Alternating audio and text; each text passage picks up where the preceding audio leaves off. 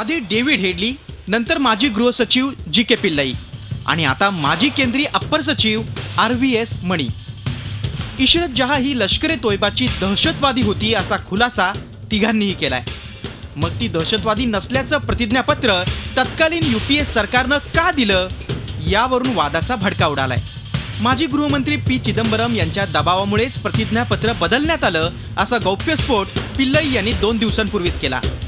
तर शपथपत्र बदलण्यासाठी तत्कालीन SIT प्रमुख सतीश वर्मा यांनी आपणाला सिगारेटचे चटके दिले, मानसिक छळ केला असा आरोप मणी यांनी केलाय. किस लेवल पे ये दूसरा एफिडेविट का मसौदा बना, इससे मैं ज्ञात नहीं हूं. ये मैं जरूर कह सकता हूं कि मेरे लेवल से और मेरे से 2 लेवल ऊपर वरिष्ठ अधिकारी जो हैं उन लेवल पे इसका मसौदा तैयार नहीं किया गया. वो कहते हैं कि अभी भी बोल दो चीज की टेररिस्ट नहीं थे और राजेंद्र कुमार का एफिडेविट तुमने ब्लाइंडली साइन किया. तो आपको आपने एक जगह बोला कि मैंने कहीं पढ़ा कि सिगरेट के स्टब्स तक हाँ, सिगरेट लगाया गया है. भाजपला नवं बळ प्राप्त झालंय.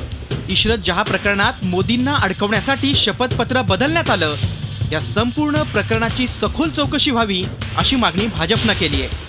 राजकीय कामासाठी CBIचा वापर करायला कोणी सांगितलं याचं उत्तर मनमोहन सिंगांनी द्यायला पाहिजे. P. चिदंबरम हे मुख्यतः गृहमंत्री असल्यामुळे जबाबदारी त्यांच्यावर होती, त्यामुळे त्यांनी जबाबदारी झटकणं हे कुठल्याही प्रकाराने म्हणजे स्वीकारलं जाणं शक्य नाही. आणि सोनिया गांधी किंवा काँग्रेसचं नेतृत्व आणि केवळ काँग्रेसच काय, माझं म्हणणं की राष्ट्रवादी पक्षाच्या लोकांनी देखील इशरत जहाँ ही जणू काहीतरी हुतात्मा झाली अशा प्रकारचं चित्र रंगवलं होतं. यामुळे चिदंबरम अडचणीत आले असताना सोनिया गांधींनी मात्र त्यांची बाजू उचलून धरली आहे.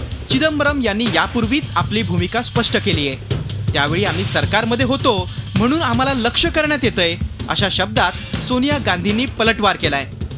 15 जून 2004 मध्ये इशरत जहाँसह लष्कर ए तोयबाच्या 4 दहशतवाद्यांचं एन्काउंटर करण्यात आलं. या एन्काउंटरवरून सुरू झालेली राजकीय चकमक अजून संपलेली नाही. Bureau report, Zee media. Zee 24 तास रहा एक पाऊल पुढे.